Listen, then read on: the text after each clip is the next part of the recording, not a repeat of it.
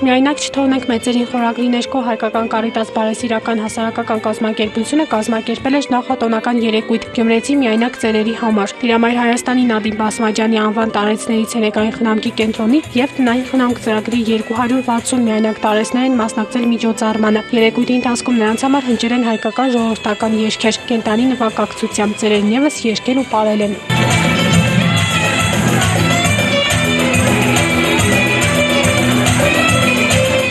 Միայնակ եմ,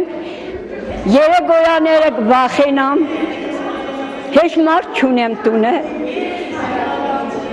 թոշակով նպաստով ոչինչ կապրեմ։ Ծերերը շատ խնդիրներ ունեն, բայց այնպիսի կազմակերպություն է կանգնած մեր կողքին, որ մենք մեզ մենակ չենք զգա։ Մենք զբաղվում ենք մասնավորապես այդ ծերերի հետ, որոնք զրկված են, ասենք թե տնային խնամքից, որոնց զավակները իրենց մոտը չեն